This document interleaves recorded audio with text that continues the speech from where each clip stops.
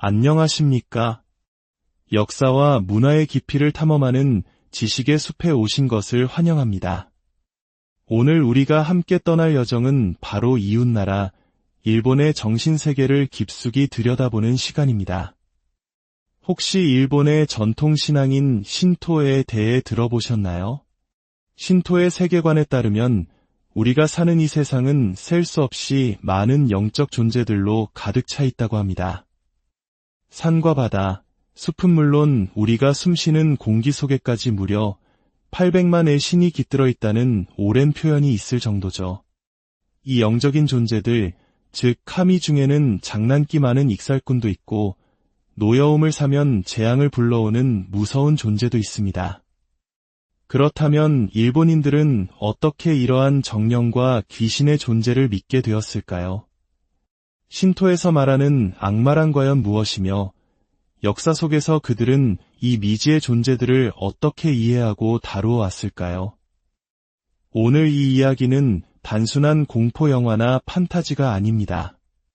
일본의 전통 신학, 그 자체에 대한 진지한 탐구입니다. 열린 마음으로 이 여정을 시작해 주십시오. 아마 당신이 예상치 못했던 새로운 세계를 마주하게 될지도 모릅니다. 본격적인 이야기에 앞서 잠시 여러분의 참여를 부탁드립니다. 만약 오늘 우리의 이야기가 여러분의 지적 호기심을 채우고 마음에 울림을 준다면 좋아요와 구독을 통해 이 지식의 숲을 더 많은 분들과 함께 나누어 주십시오. 여러분의 작은 클릭 하나가 더 깊고 풍부한 이야기를 만들어가는데 큰 힘이 됩니다. 여러분의 하루에 지혜와 평온의 축복이 깃들기를 기원하며 이제 시작하겠습니다.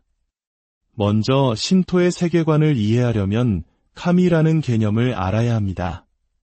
카미는 종종 신이나 정령으로 번역되지만 사실은 신성하거나 경이로운 모든 존재를 아우르는 아주 넓은 의미의 단어입니다. 태양, 산, 바다와 같은 경외심을 불러일으키는 대자연 그 자체가 카미가 될 수 있으며 조상의 영혼이나 마을, 심지어 특정 물건에 깃든 정령 또한 카미로 여겨집니다. 신토의 사상 속에서 이 세상은 본질적으로 신성하고 살아있는 공간이며 눈에 띄거나 기이한 모든 것에는 영적인 힘이 깃들어 있다고 믿습니다. 서양 종교와 달리 신토의 카미들은 선과 악이라는 이분법으로 명확히 나뉘지 않습니다. 이는 마치 우리 전통신앙에서 마을을 지키는 선왕신의 인자한 모습과 노했을 때 벌을 내리는 무서운 모습이 공존하는 것과 비슷합니다. 각 카미는 자신만의 인격과 기분을 가진 존재로 온화하고 조화로운 측면인 니기미타마, 거칠고 사나운 측면인 아라미타마라는 두 가지 영혼, 즉 두 얼굴을 지니고 있다고 전해집니다. 만약 사람들이 신에 대한 적절한 유래를 소홀히 하거나 신의 노여움을 사면 평소에는 자비롭던 카미라 할지라도 난폭한 아라미타마의 측면이 발현되어 재앙을 일으킬 수 있습니다.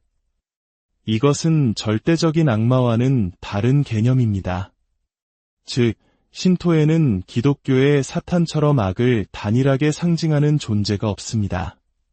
대신 불행이나 재앙은 주로 노한 카미나 길 잃은 영혼들 때문에 발생한다고 여겨집니다. 물론 달래주지 않으면 문제를 일으키거나 파괴적인 힘을 행사하는 것으로 명시된 카미들도 있습니다. 고전 문헌에서는 이들을 아라부루 카미 또는 마가츠이노 카미라 칭하며 이들은 질병, 무질서, 재앙을 일으킬 수 있는 존재로 묘사됩니다. 하지만 이들조차 도덕적인 의미의 악이 아니라 자연과 존재의 혼돈스럽고 위험한 측면을 구현한 것으로 이해됩니다. 평화로운 면이 있다면 그 반대편의 혼돈 또한 자연의 일부라는 것이죠. 따라서 신토에서는 이러한 힘들을 구제불능의 악마로 치부하여 내쫓는 대신 그들을 달래고 균형을 맞추는 데 집중합니다. 공물을 바치고 기도를 올리며 의식을 통해 노한 카미나 방황하는 영혼들을 진정시켜 조화를 회복하고자 하는 것입니다. 다시 말해 신토의 귀신론은 영적인 세계와 인간 세계 사이에 균형 회복에 그 뿌리를 두고 있습니다. 또 다른 핵심 개념은 케가레와 하라이입니다. 신토에서 악이나 악마적 영향력은 죄보다는 오염이나 불결함과 더 깊이 연관됩니다. 죽음, 피, 질병 등은 모두 해로운 영혼을 끌어들이거나 생성하는 케가레의 원천으로 간주됩니다. 예를 들어 누군가 강한 부정적인 감정을 품고 비극적으로 죽으면 그 영혼은 안식을 찾지 못하고 오염된 채 원한을 품은 악령, 즉 원령으로 남을 수 있습니다. 이는 억울하게 죽은 이의 한이 구천을 떠돈다고 믿는 우리네 정서와도 맞닿아 있습니다. 인간의 잘못된 행위나 자연 질서를 어기는 행위인 춤이 역시 제대로 정화되지 않으면 재앙을 낳을 수 있습니다. 신토에서는 인간이 본래 순수하다고 믿기 때문에 이러한 더러움은 정화를 통해 바로잡을 수 있는 일시적인 상태로 봅니다. 물로 씻거나 소금을 뿌리는 행위, 그리고 매년 2차례 열리는 대규모 정화의식인 오하라이 등은 모두 불결함과 달라붙은 악령을 쫓아내기 위한 중요한 의식입니다. 이는 마치 우리네 조상들이 부정을 탔을 때 소금을 뿌리거나 굿을 통해 정화하려 했던 것과 같은 맥락입니다. 이러한 신토의 믿음은 오랜 세월에 걸쳐 불교나 도교 같은 다른 신앙 체계와 공존하며 서로 영향을 주고받았습니다. 특히 불교에서 유래한 지옥, 유령, 악마의 개념들이 일본 고유의 정령신앙과 자연스럽게 융합되었습니다. 이로 인해 일본인들은 어떤 골치 아픈 영적 존재가 신토적인지 불교적인지를 엄격하게 구분하지 않았습니다. 목표는 오직 위험을 피하는 것뿐이었죠. 그래서 신토 신사와 불교 사찰이 협력하여 초자연적인 위협에 대처하는 경우가 많았습니다. 예를 들어 보통 도깨비나 귀신으로 번역되는 오니라는 단어는 본래 죽거나 숨겨진 영혼을 의미하는 한자에서 유래했습니다. 뿔이 달리고 사람을 잡아먹는 오니의 이미지는 불교와 중국 민간 설화를 통해 유입되었지만 일본 고유의 정령신앙과 완벽하게 결합되었습니다. 결론적으로 신토의 세계관은 영혼들로 가득 찬 살아있는 세계를 제시합니다. 어떤 영혼은 축복을, 어떤 영혼은 해를 입히며 때로는 그들의 기분에 따라 달라지기도 합니다. 악은 외부의 적이 아니라 불결함, 불균형 또는 분노한 영혼의 문제로 여겨집니다. 이제 이러한 배경을 바탕으로 일본인들이 시간의 흐름 속에서 특정 존재들을 어떻게 악마로 규정하고 그들의 얽힌 이야기와 의식을 발전시켜 왔는지 더 깊이 탐험해 보겠습니다. 이러한 이야기들의 가장 오래된 기록은 8세기에 편찬된 역사서 고지키 니혼쇼키에서 찾아볼 수 있습니다. 이 책들은 본래 황실의 정통성을 확립하기 위해 쓰였지만 일본 열도의 창조 신화와 초기 신들의 행적을 기록하면서 악마와 같은 존재들의 초기 형태를 담고 있습니다. 가장 극적인 신화 중 하나는 일본 땅을 창조한 신부부 이자나기 이자나미의 이야기입니다. 여신 이자나미가 불의 신을 낳다가 죽어 요미라는 어두운 죽음의 세계로 가게 됩니다. 슬픔에 잠긴 이자나기는 아내를 되찾기 위해 요미로 향하지만 이자나미는 이미 저승의 음식을 먹었기에 돌아갈 수 없다며 자신의 모습을 절대 보지 말라고 경고합니다. 이는 페르세폰의 신화와도 유사한 구조를 보입니다. 하지만 호기심을 이기지 못한 이자나기는 횃불을 밝혀 아내의 모습을 보고 맙니다. 그의 눈에 비친 것은 아름다웠던 아내의 모습이 아닌 구더기가 들끓는 썩어가는 시체였습니다. 그 잔해 속에서는 8명의 천둥신이 번개를 일으키고 있었습니다. 자신의 끔찍한 모습을 들킨 것에 분노하고 수치심을 느낀 이자나미는 광분하여 공포에 질려 달아나는 이자나기를 향해 저주를 퍼붓습니다. 그녀는 요모츠시코메라 불리는 저승에 추한 귀신들을 포함한 무시무시한 영웅 군단을 보내 이자나기를 추격하게 합니다. 가까스로 저승을 탈출한 이자나기는 거대한 바위로 요미의 입구를 막아버립니다. 바위 저편에서 이제는 무서운 저주의 화신이 된 이자나미는 복수를 위해 매일 1000명의 사람들을 죽이겠다고 소리칩니다. 이에 이자나기는 매일 1500명의 아이가 태어나게 하여 삶과 죽음의 균형을 맞추겠다고 답합니다. 이 창조 신화는 일본 설화 전반에 걸쳐 반복되는 원형을 보여줍니다. 바로 하늘 품은 여성의 분노가 악마적 힘을 낳는다는 주제입니다. 또한 죽음과 분노의 오염을 막기 위해 동굴을 봉인하고 정화의식을 치르는 행위의 중요성도 강조합니다. 요미에서 탈출한 이자나기는 죽음의 불결함을 씻어내기 위해 정화의식을 거행하는데 이 과정에서 많은 새로운 신들이 탄생합니다. 그의 왼쪽 눈에서는 태양의 여신 아마테라스, 오른쪽 눈에서는 달의 신 츠쿠요미, 그리고 코에서는 폭풍의 신 스사노오가 태어납니다. 하지만 중요한 것은 이 정화 과정에서 불결함과 재앙을 관장하는 신들, 즉 마가츠 히노카미도 함께 태어났다는 점입니다. 이는 불행과 악의적인 영혼들이 우주 질서의 필연적인 부산물이며 태초부터 존재해왔음을 시사합니다. 신화 속에는 후대의 명백한 악마로 여겨진 괴물들도 등장합니다. 가장 유명한 예는 머리가 8개, 꼬리가 8개인 거대한 뱀, 야마타 노오로치입니다. 지상으로 추방되어 방황하던 폭풍의 신 스사노오가 이 끔찍한 뱀에게 7달을 잃고 마지막 남은 딸마저 제물로 바쳐야 할 운명에 처한 노부부를 만나게 됩니다. 스사노오는 꾀를 내어 독한 술을 8개의 통에 담아두고 야마타 노오로치가 술에 취해 잠들자 그의 검으로 뱀의 머리들을 모두 베어버립니다. 이때 뱀의 꼬리에서 신성한 검 쿠사나기 노츠루기를 발견하는데 이 검은 훗날 일본 황실의 3종 신기 중 하나가 됩니다. 이 신화는 일본판 영웅의 악마 퇴치 이야기라 할 수 있습니다. 여기서 흥미로운 점은 영웅인 스사노오 자신도 난폭한 성정 때문에 천상에서 쫓겨난 문제적 신이라는 사실입니다. 이는 다시 한번 신과 악마의 경계가 얼마나 모호한지를 보여줍니다. 스사노오의 포악함은 상황에 따라 해로울 수도 이로울 수도 있는 양면성을 지닙니다. 중세시대로 접어들면서 일본의 귀신론은 더욱 풍부하고 복잡해집니다. 헤이안 시대의 귀족 사회는 눈에 보이지 않는 영적인 위협에 대한 두려움에 사로잡혀 있었습니다.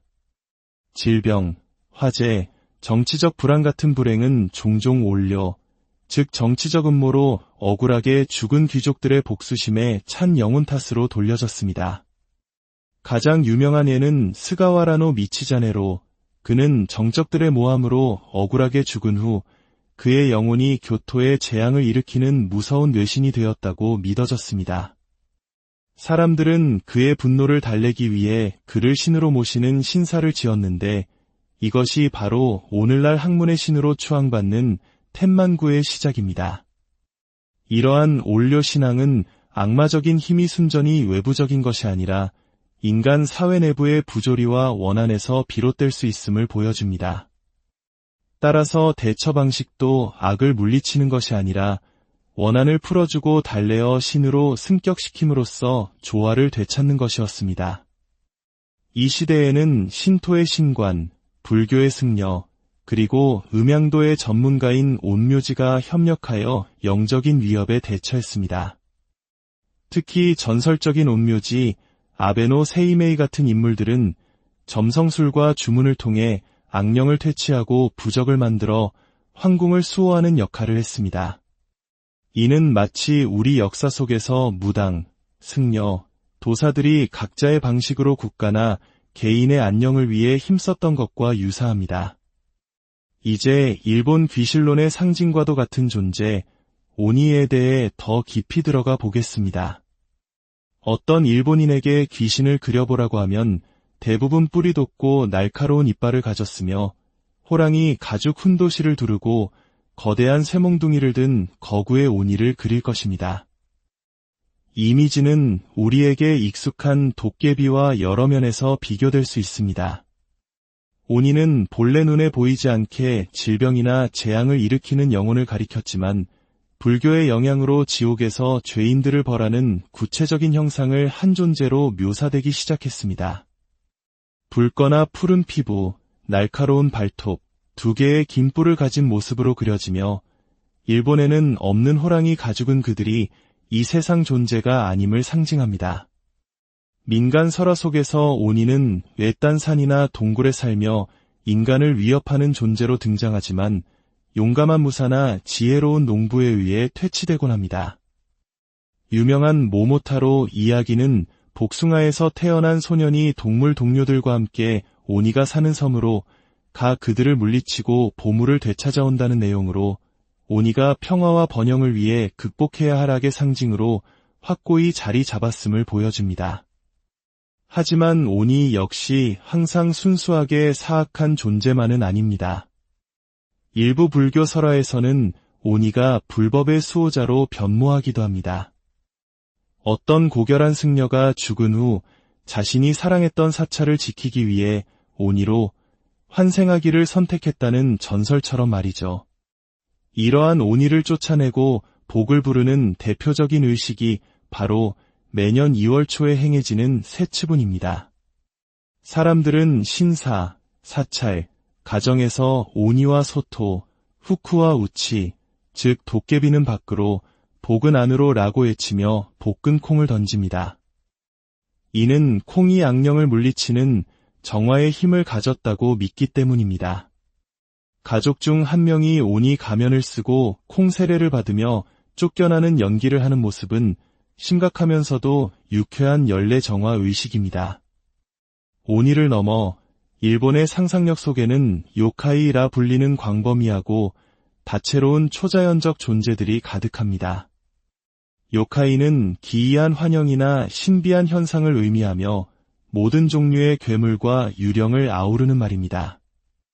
이들은 신토의 관점에서 하급신이나 특정 장소, 사물에 깃든 정령으로 여겨지며 때로는 이롭고 때로는 해롭습니다. 대표적인 요카이로는 산속 깊은 곳에 사는 날개 달린 텐구가 있습니다. 처음에는 오만하고 사악한 악마로 여겨졌으나 후대에는 엄격하지만 지혜로운 산의 수호자로 이미지가 변하기도 했습니다. 또한 아름다운 여인으로 둔갑하는 능력을 지닌 영리한 여우 키츠네도 있습니다. 키츠네는 풍요의 신 이나리의 사자로서 신성시되기도 하지만 인간을 홀리는 장난꾸러기나 무서운 존재로 묘사되기도 합니다. 너구리를 닮은 타누키는 보통 유쾌하고 어수룩한 말썽꾼으로 그려지며 해롭기보다는 희극적인 역할을 하는 경우가 많습니다. 이처럼 일본의 귀신론은 절대적인 선과 악의 대결이 아닌 복잡하고 다층적인 영적 존재들과의 관계 맺기에 관한 이야기입니다. 신은 악마가 될 수 있고 악마는 수호신이 될 수 있습니다. 중요한 것은 분노를 달래고 불결함을 정화하며 끊임없이 흔들리는 조화와 균형을 회복하려는 노력입니다. 억울한 영혼의 한을 풀어주고 변덕스러운 자연의 힘을 경외하며 눈에 보이지 않는 존재들과 공존하려 했던 일본인들의 세계관은 어쩌면 자연과 인간, 삶과 죽음의 경계에서 끊임없이 길을 찾아온 우리 모두의 이야기일지도 모릅니다. 오늘 우리가 탐험한 일본의 깊은 정신세계가 여러분에게 새로운 사유의 창을 열어 안녕하십니까? 역사와 문화의 깊이를 탐험하는 지식의 숲에 오신 것을 환영합니다. 오늘 우리가 함께 떠날 여정은 바로 이웃나라, 일본의 정신세계를 깊숙이 들여다보는 시간입니다. 혹시 일본의 전통신앙인 신토에 대해 들어보셨나요? 신토의 세계관에 따르면 우리가 사는 이 세상은 셀 수 없이 많은 영적 존재들로 가득 차 있다고 합니다. 산과 바다, 숲은 물론 우리가 숨쉬는 공기 속에까지 무려 800만의 신이 깃들어 있다는 오랜 표현이 있을 정도죠. 이 영적인 존재들, 즉 카미 중에는 장난기 많은 익살꾼도 있고 노여움을 사면 재앙을 불러오는 무서운 존재도 있습니다. 그렇다면 일본인들은 어떻게 이러한 정령과 귀신의 존재를 믿게 되었을까요? 신토에서 말하는 악마란 과연 무엇이며 역사 속에서 그들은 이 미지의 존재들을 어떻게 이해하고 다루어 왔을까요? 오늘 이 이야기는 단순한 공포 영화나 판타지가 아닙니다. 일본의 전통 신학, 그 자체에 대한 진지한 탐구입니다. 열린 마음으로 이 여정을 시작해 주십시오. 아마 당신이 예상치 못했던 새로운 세계를 마주하게 될지도 모릅니다. 본격적인 이야기에 앞서 잠시 여러분의 참여를 부탁드립니다. 만약 오늘 우리의 이야기가 여러분의 지적 호기심을 채우고 마음에 울림을 준다면 좋아요와 구독을 통해 이 지식의 숲을 더 많은 분들과 함께 나누어 주십시오. 여러분의 작은 클릭 하나가 더 깊고 풍부한 이야기를 만들어가는데 큰 힘이 됩니다. 여러분의 하루에 지혜와 평온의 축복이 깃들기를 기원하며 이제 시작하겠습니다. 먼저 신토의 세계관을 이해하려면 카미라는 개념을 알아야 합니다. 카미는 종종 신이나 정령으로 번역되지만 사실은 신성하거나 경이로운 모든 존재를 아우르는 아주 넓은 의미의 단어입니다. 태양, 산, 바다와 같은 경외심을 불러일으키는 대자연 그 자체가 카미가 될 수 있으며 조상의 영혼이나 마을, 심지어 특정 물건에 깃든 정령 또한 카미로 여겨집니다. 신토의 사상 속에서 이 세상은 본질적으로 신성하고 살아있는 공간이며 눈에 띄거나 기이한 모든 것에는 영적인 힘이 깃들어 있다고 믿습니다. 서양 종교와 달리 신토의 카미들은 선과 악이라는 이분법으로 명확히 나뉘지 않습니다.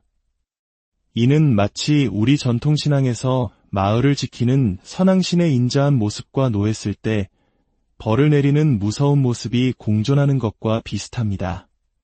각 카미는 자신만의 인격과 기분을 가진 존재로 온화하고 조화로운 측면인 니기미타마, 거칠고 사나운 측면인 아라미타마라는 두 가지 영혼, 즉 두 얼굴을 지니고 있다고 전해집니다.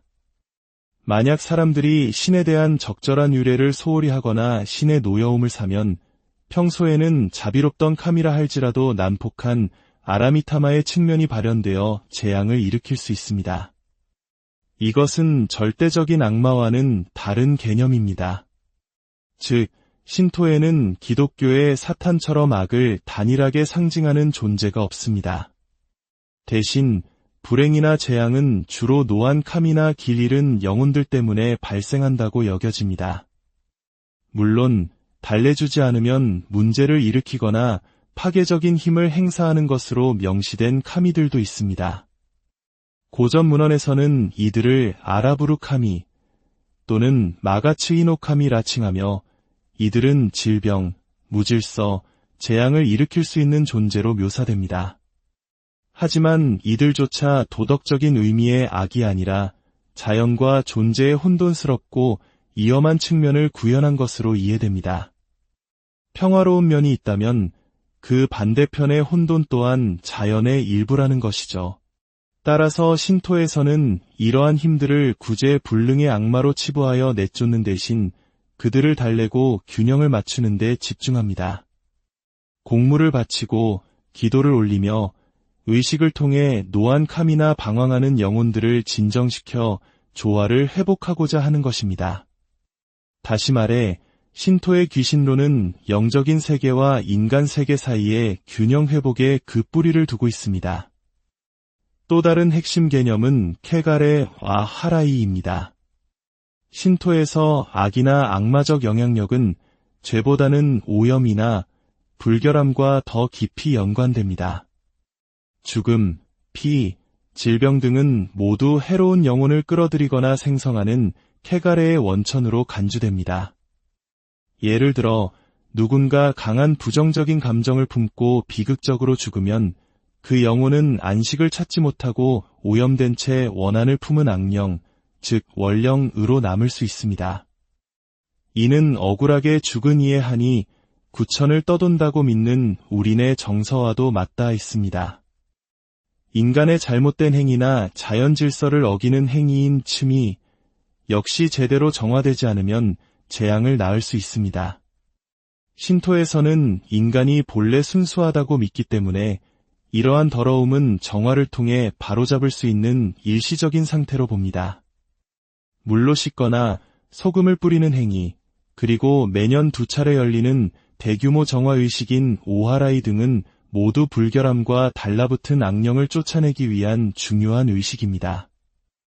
이는 마치 우리네 조상들이 부정을 탔을 때 소금을 뿌리거나 굿을 통해 정화하려 했던 것과 같은 맥락입니다.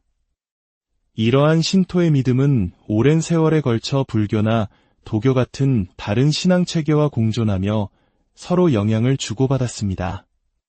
특히 불교에서 유래한 지옥, 유령, 악마의 개념들이 일본 고유의 정령신앙과 자연스럽게 융합되었습니다. 이로 인해 일본인들은 어떤 골치 아픈 영적 존재가 신토적인지 불교적인지를 엄격하게 구분하지 않았습니다.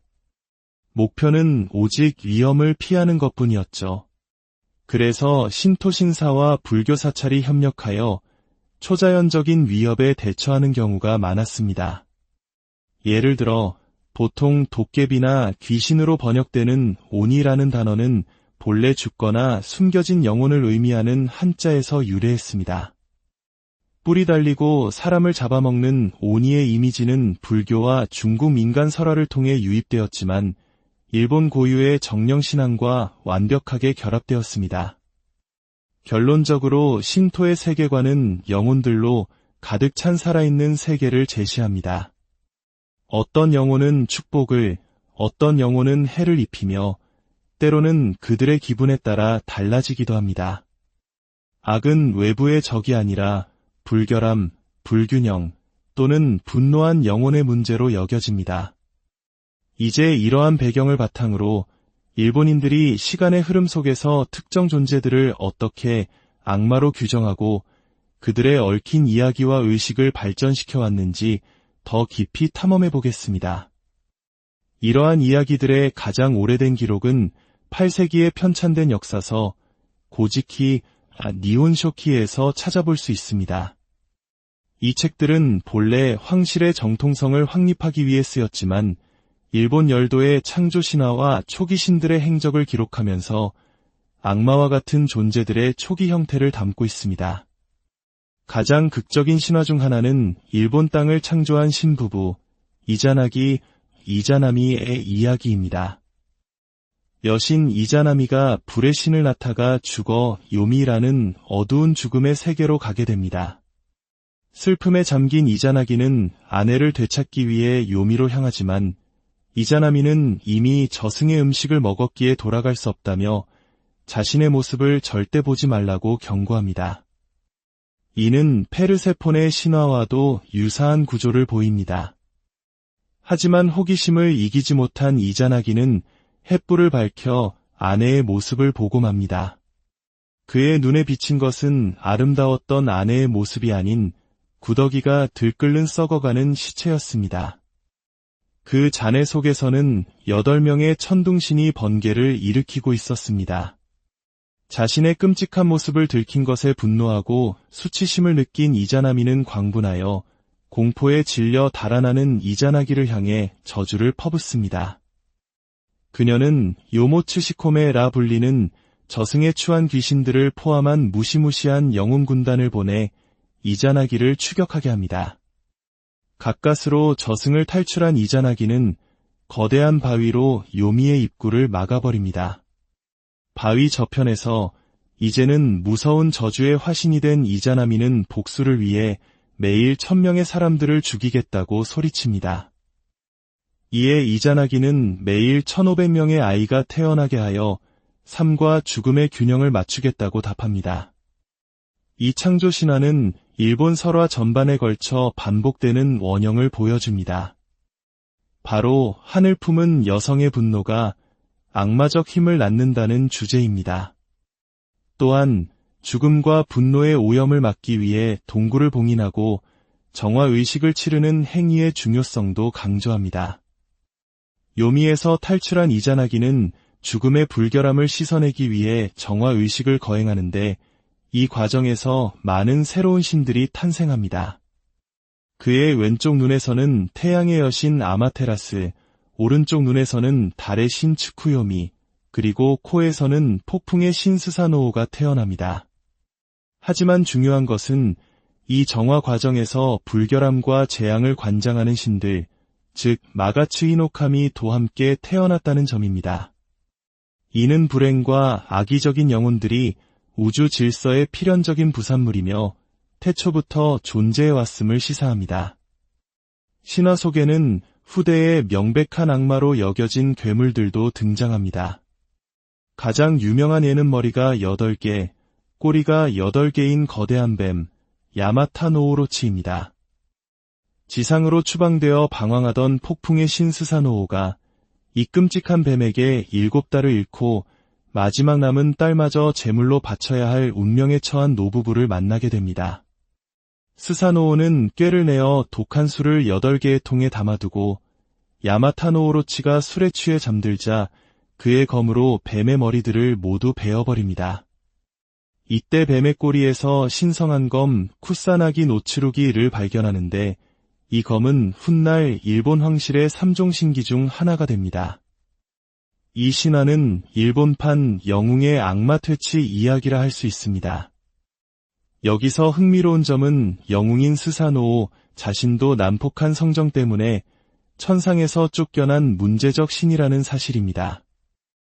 이는 다시 한번 신과 악마의 경계가 얼마나 모호한지를 보여줍니다. 스사노오의 포악함은 상황에 따라 해로울 수도 이로울 수도 있는 양면성을 지닙니다. 중세시대로 접어들면서 일본의 귀신론은 더욱 풍부하고 복잡해집니다. 헤이안 시대의 귀족 사회는 눈에 보이지 않는 영적인 위협에 대한 두려움에 사로잡혀 있었습니다. 질병, 화재, 정치적 불안 같은 불행은 종종 올려, 즉 정치적 음모로 억울하게 죽은 귀족들의 복수심에 찬 영혼 탓으로 돌려졌습니다. 가장 유명한 예는 스가와라노 미치자네로, 그는 정적들의 모함으로 억울하게 죽은 후 그의 영혼이 교토에 재앙을 일으키는 무서운 뇌신이 되었다고 믿어졌습니다. 사람들은 그의 분노를 달래기 위해 그를 신으로 모시는 신사를 지었는데 이것이 바로 오늘날 학문의 신으로 추앙받는 텐만구의 시작입니다. 이러한 올려 신앙은 악마적인 힘이 순전히 외부적인 것이 아니라 인간 사회 내부의 부조리와 원한에서 비롯될 수 있음을 보여줍니다. 따라서 대처 방식도 악을 물리치는 것이 아니라 원한을 풀어주고 달래어 신으로 승격시킴으로써 조화를 되찾는 것이었습니다. 이 시대에는 신토의 신관, 불교의 승려, 그리고 음양도의 전문가인 온묘지가 협력하여 영적인 위협에 대처했습니다. 특히 전설적인 온묘지 아베노 세이메이 같은 인물들은 점성술과 주문을 통해 악령을 퇴치하고 부적을 만들어 황궁을 수호하는 역할을 했습니다. 이는 마치 우리 역사 속에서 무당, 승려, 도사들이 각자의 방식으로 국가나 개인의 안녕을 위해 힘썼던 것과 유사합니다. 이제 일본 귀신론의 상징과도 같은 존재, 오니에 대해 더 깊이 들어가 보겠습니다.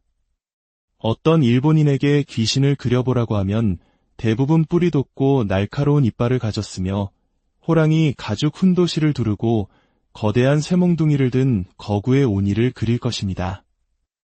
이미지는 우리에게 익숙한 도깨비와 여러 면에서 비교될 수 있습니다.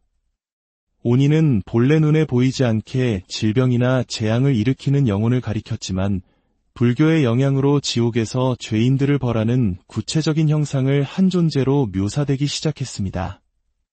붉거나 푸른 피부, 날카로운 발톱, 2개의 긴 뿔을 가진 모습으로 그려지며 일본에는 없는 호랑이 가죽은 그들이 이 세상 존재가 아님을 상징합니다. 민간 설화 속에서 오니는 외딴 산이나 동굴에 살며 인간을 위협하는 존재로 등장하지만 용감한 무사나 지혜로운 농부에 의해 퇴치되곤 합니다. 유명한 모모타로 이야기는 복숭아에서 태어난 소년이 동물 동료들과 함께 오니가 사는 섬으로 가 그들을 물리치고 보물을 되찾아온다는 내용으로 오니가 평화와 번영을 위해 극복해야 할 악의 상징으로 확고히 자리 잡았음을 보여줍니다. 하지만 오니 역시 항상 순수하게 사악한 존재만은 아닙니다. 일부 불교 설화에서는 오니가 불법의 수호자로 변모하기도 합니다. 어떤 고결한 승려가 죽은 후 자신이 사랑했던 사찰을 지키기 위해 오니로 환생하기를 선택했다는 전설처럼 말이죠. 이러한 오니를 쫓아내고 복을 부르는 대표적인 의식이 바로 매년 2월 초에 행해지는 세치분입니다. 사람들은 신사, 사찰, 가정에서 오니와 소토, 후쿠와 우치, 즉 도깨비는 밖으로 복은 안으로 라고 외치며 복근 콩을 던집니다. 이는 콩이 악령을 물리치는 정화의 힘을 가졌다고 믿기 때문입니다. 가족 중 한 명이 오니 가면을 쓰고 콩 세례를 받으며 쫓겨나는 연기를 하는 모습은 심각하면서도 유쾌한 연례 정화 의식입니다. 오니를 넘어 일본의 상상력 속에는 요카이라 불리는 광범위하고 다채로운 초자연적 존재들이 가득합니다. 요카이는 기이한 환영이나 신비한 현상을 의미하며 모든 종류의 괴물과 유령을 아우르는 말입니다.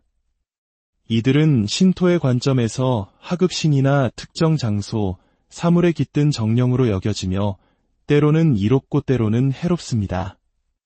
대표적인 요카이로는 산속 깊은 곳에 사는 날개 달린 텐구가 있습니다. 처음에는 오만하고 사악한 악마로 여겨졌으나 후대에는 엄격하지만 지혜로운 산의 수호자로 이미지가 변하기도 했습니다. 또한 아름다운 여인으로 둔갑하는 능력을 지닌 영리한 여우 키츠네도 있습니다. 키츠네는 풍요의 신 이나리의 사자로서 신성시되기도 하지만 인간을 홀리는 장난꾸러기나 무서운 존재로 묘사되기도 합니다. 너구리를 닮은 타누키는 보통 유쾌하고 어수룩한 말썽꾼으로 그려지며 해롭기보다는 희극적인 역할을 하는 경우가 많습니다. 이처럼 일본의 귀신론은 절대적인 선과 악의 대결이 아닌 복잡하고 다층적인 영적 존재들과의 관계 맺기에 관한 이야기입니다. 신은 악마가 될 수 있고 악마는 수호신이 될 수 있습니다. 중요한 것은 분노를 달래고 불결함을 정화하며 끊임없이 흔들리는 조화와 균형을 회복하려는 노력입니다. 억울한 영혼의 한을 풀어주고 변덕스러운 자연의 힘을 경외하며 눈에 보이지 않는 존재들과 공존하려 했던 일본인들의 세계관은 어쩌면 자연과 인간, 삶과 죽음의 경계에서 끊임없이 길을 찾아온 우리 모두의 이야기일지도 모릅니다. 오늘 우리가 탐험한 일본의 깊은 정신세계가 여러분에게 새로운 사유의 창을 열어 안녕하십니까? 역사와 문화의 깊이를 탐험하는 지식의 숲에 오신 것을 환영합니다. 오늘 우리가 함께 떠날 여정은 바로 이웃나라 일본의 정신세계를 깊숙이 들여다보는 시간입니다. 혹시 일본의 전통신앙인 신토에 대해 들어보셨나요? 신토의 세계관에 따르면 우리가 사는 이 세상은 셀 수 없이 많은 영적 존재들로 가득 차 있다고 합니다. 산과 바다, 숲은 물론 우리가 숨쉬는 공기 속에까지 무려 800만의 신이 깃들어 있다는 오랜 표현이 있을 정도죠. 이 영적인 존재들, 즉 카미 중에는 장난기 많은 익살꾼도 있고 노여움을 사면 재앙을 불러오는 무서운 존재도 있습니다. 그렇다면 일본인들은 어떻게 이러한 정령과 귀신의 존재를 믿게 되었을까요? 신토에서 말하는 악마란 과연 무엇이며 역사 속에서 그들은 이 미지의 존재들을 어떻게 이해하고 다루어 왔을까요? 오늘 이 이야기는 단순한 공포 영화나 판타지가 아닙니다. 일본의 전통 신학, 그 자체에 대한 진지한 탐구입니다. 열린 마음으로 이 여정을 시작해 주십시오. 아마 당신이 예상치 못했던 새로운 세계를 마주하게 될지도 모릅니다. 본격적인 이야기에 앞서 잠시 여러분의 참여를 부탁드립니다. 만약 오늘 우리의 이야기가 여러분의 지적 호기심을 채우고 마음에 울림을 준다면 좋아요와 구독을 통해 이 지식의 숲을 더 많은 분들과 함께 나누어 주십시오. 여러분의 작은 클릭 하나가 더 깊고 풍부한 이야기를 만들어가는데 큰 힘이 됩니다. 여러분의 하루에 지혜와 평온의 축복이 깃들기를 기원하며 이제 시작하겠습니다. 먼저 신토의 세계관을 이해하려면 카미라는 개념을 알아야 합니다. 카미는 종종 신이나 정령으로 번역되지만 사실은 신성하거나 경이로운 모든 존재를 아우르는 아주 넓은 의미의 단어입니다. 태양, 산, 바다와 같은 경외심을 불러일으키는 대자연 그 자체가 카미가 될 수 있으며 조상의 영혼이나 마을, 심지어 특정 물건에 깃든 정령 또한 카미로 여겨집니다.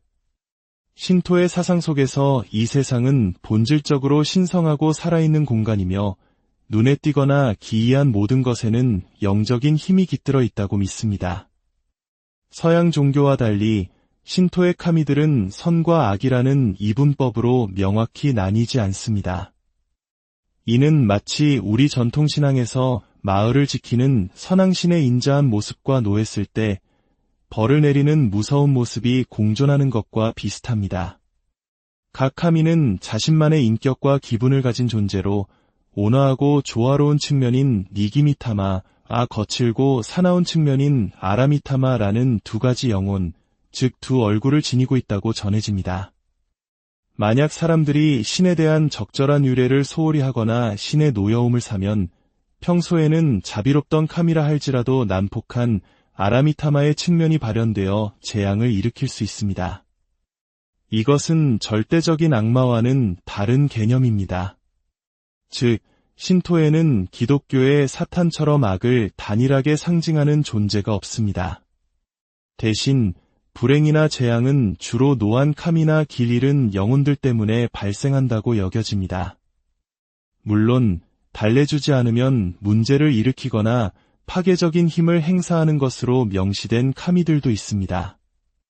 고전 문헌에서는 이들을 아라부루 카미 또는 마가츠이노 카미라 칭하며 이들은 질병, 무질서, 재앙을 일으킬 수 있는 존재로 묘사됩니다. 하지만 이들조차 도덕적인 의미의 악이 아니라 자연과 존재의 혼돈스럽고 위험한 측면을 구현한 것으로 이해됩니다. 평화로운 면이 있다면 그 반대편의 혼돈 또한 자연의 일부라는 것이죠. 따라서 신토에서는 이러한 힘들을 구제불능의 악마로 치부하여 내쫓는 대신 그들을 달래고 균형을 맞추는 데 집중합니다. 공물을 바치고 기도를 올리며 의식을 통해 노안 카미나 방황하는 영혼들을 진정시켜 조화를 회복하고자 하는 것입니다. 다시 말해 신토의 귀신론은 영적인 세계와 인간 세계 사이에 균형 회복에 그 뿌리를 두고 있습니다. 또 다른 핵심 개념은 케가레 와 하라이입니다. 신토에서 악이나 악마적 영향력은 죄보다는 오염이나 불결함과 더 깊이 연관됩니다. 죽음, 피, 질병 등은 모두 해로운 영혼을 끌어들이거나 생성하는 케가레의 원천으로 간주됩니다.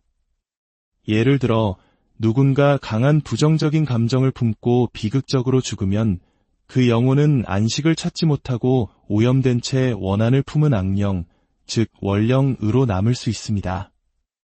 이는 억울하게 죽은 이의 한이 구천을 떠돈다고 믿는 우리네 정서와도 맞닿아 있습니다.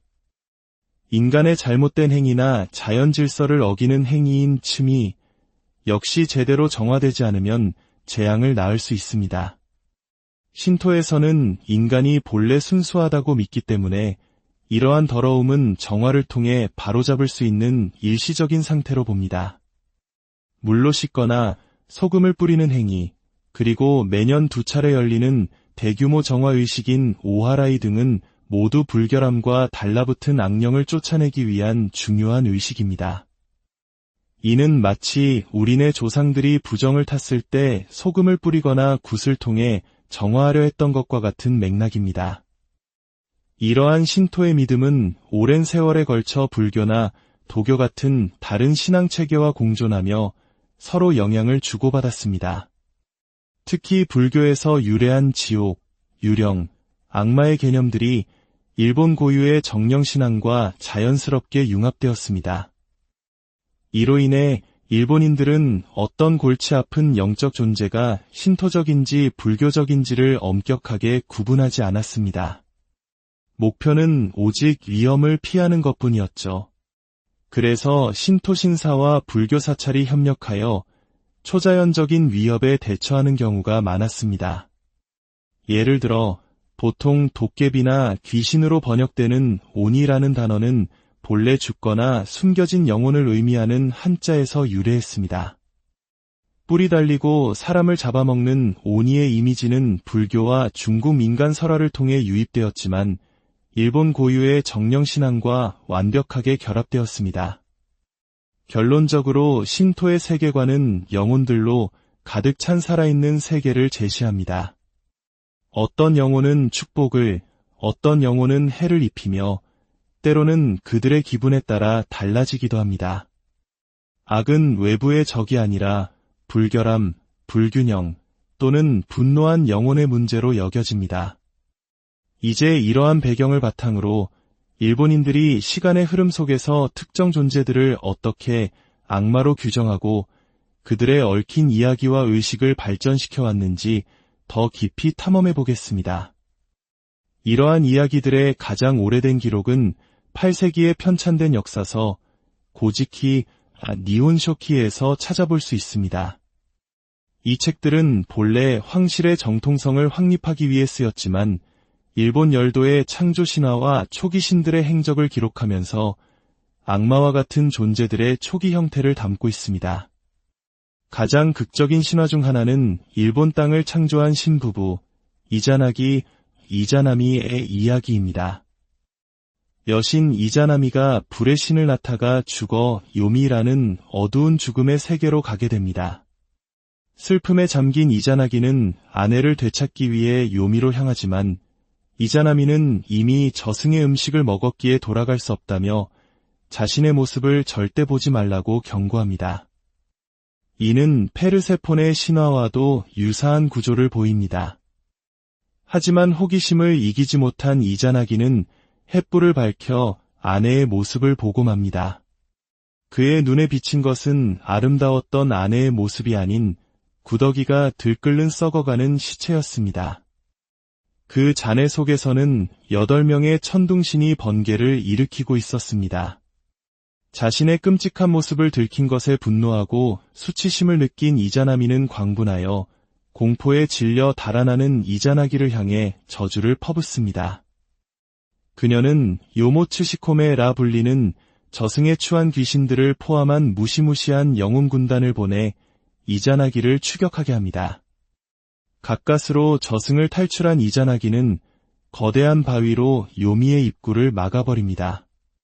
바위 저편에서 이제는 무서운 저주의 화신이 된 이자나미는 복수를 위해 매일 1000명의 사람들을 죽이겠다고 소리칩니다.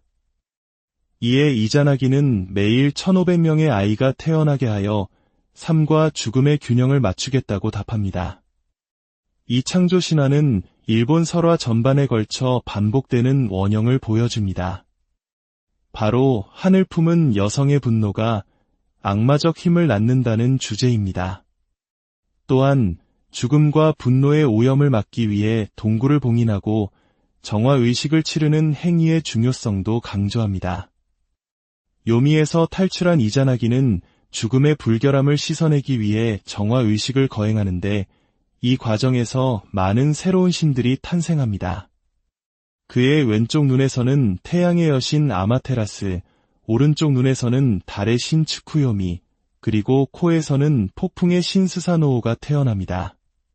하지만 중요한 것은 이 정화 과정에서 불결함과 재앙을 관장하는 신들, 즉 마가츠 히노카미도 함께 태어났다는 점입니다. 이는 불행과 악의적인 영혼들이 우주 질서의 필연적인 부산물이며 태초부터 존재해왔음을 시사합니다. 신화 속에는 후대의 명백한 악마로 여겨진 괴물들도 등장합니다.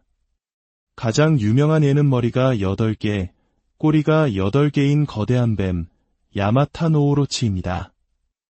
지상으로 추방되어 방황하던 폭풍의 신 스사노오가 이 끔찍한 뱀에게 7달을 잃고 마지막 남은 딸마저 제물로 바쳐야 할 운명에 처한 노부부를 만나게 됩니다. 스사노오는 꾀를 내어 독한 술을 8개의 통에 담아두고 야마타노 오로치가 술에 취해 잠들자 그의 검으로 뱀의 머리들을 모두 베어버립니다.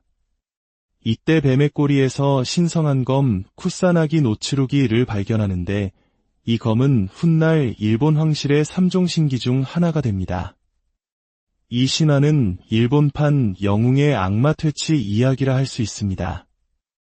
여기서 흥미로운 점은 영웅인 스사노오 자신도 난폭한 성정 때문에 천상에서 쫓겨난 문제적 신이라는 사실입니다. 이는 다시 한번 신과 악마의 경계가 얼마나 모호한지를 보여줍니다. 스사노오의 포악함은 상황에 따라 해로울 수도 이로울 수도 있는 양면성을 지닙니다. 중세시대로 접어들면서 일본의 귀신론은 더욱 풍부하고 복잡해집니다. 헤이안 시대의 귀족 사회는 눈에 보이지 않는 영적인 위협에 대한 두려움에 사로잡혀 있었습니다. 질병, 화재, 정치적 불안 같은 불행은 종종 올려, 즉 정치적 음모로 억울하게 죽은 귀족들의 복수심에 찬 영혼 탓으로 돌려졌습니다. 가장 유명한 예는 스가와라노 미치자네로, 그는 정적들의 모함으로 억울하게 죽은 후 그의 영혼이 교토에 재앙을 일으키는 무서운 뇌신이 되었다고 믿어졌습니다. 사람들은 그의 분노를 달래기 위해 그를 신으로 모시는 신사를 지었는데 이것이 바로 오늘날 학문의 신으로 추앙받는 텐만구의 시작입니다. 이러한 올려 신앙은 악마적인 힘이 순전히 외부적인 것이 아니라 인간 사회 내부의 부조리와 원한에서 비롯될 수 있음을 보여줍니다. 따라서 대처 방식도 악을 물리치는 것이 아니라 원한을 풀어주고 달래어 신으로 승격시킴으로써 조화를 되찾는 것이었습니다. 이 시대에는 신토의 신관, 불교의 승려, 그리고 음양도의 전문가인 온묘지가 협력하여 영적인 위협에 대처했습니다. 특히 전설적인 온묘지 아베노 세이메이 같은 인물들은 점성술과 주문을 통해 악령을 퇴치하고 부적을 만들어 황궁을 수호하는 역할을 했습니다. 이는 마치 우리 역사 속에서 무당, 승려, 도사들이 각자의 방식으로 국가나 개인의 안녕을 위해 힘썼던 것과 유사합니다. 이제 일본 귀신론의 상징과도 같은 존재, 오니에 대해 더 깊이 들어가 보겠습니다. 어떤 일본인에게 귀신을 그려보라고 하면 대부분 뿔이 돋고 날카로운 이빨을 가졌으며 호랑이 가죽 훈도시를 두르고 거대한 쇠몽둥이를 든 거구의 오니를 그릴 것입니다. 이미지는 우리에게 익숙한 도깨비와 여러 면에서 비교될 수 있습니다.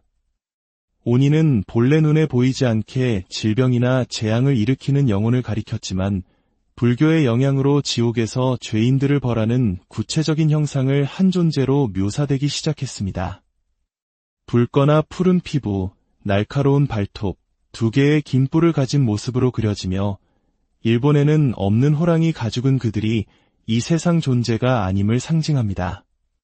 민간 설화 속에서 오니는 외딴 산이나 동굴에 살며 인간을 위협하는 존재로 등장하지만 용감한 무사나 지혜로운 농부에 의해 퇴치되곤 합니다. 유명한 모모타로 이야기는 복숭아에서 태어난 소년이 동물 동료들과 함께 오니가 사는 섬으로 가 그들을 물리치고 보물을 되찾아온다는 내용으로 오니가 평화와 번영을 위해 극복해야 할 악의 상징으로 확고히 자리 잡았음을 보여줍니다. 하지만 오니 역시 항상 순수하게 사악한 존재만은 아닙니다. 일부 불교 설화에서는 오니가 불법의 수호자로 변모하기도 합니다. 어떤 고결한 승려가 죽은 후 자신이 사랑했던 사찰을 지키기 위해 오니로 환생하기를 선택했다는 전설처럼 말이죠. 이러한 오니를 쫓아내고 복을 부르는 대표적인 의식이 바로 매년 2월 초에 행해지는 세츠분입니다.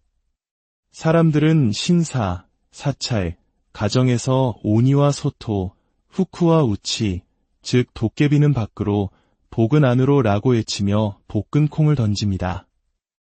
이는 콩이 악령을 물리치는 정화의 힘을 가졌다고 믿기 때문입니다. 가족 중 한 명이 오니 가면을 쓰고 콩 세례를 받으며 쫓겨나는 연기를 하는 모습은 심각하면서도 유쾌한 연례 정화 의식입니다. 오니를 넘어 일본의 상상력 속에는 요카이라 불리는 광범위하고 다채로운 초자연적 존재들이 가득합니다. 요카이는 기이한 환영이나 신비한 현상을 의미하며 모든 종류의 괴물과 유령을 아우르는 말입니다.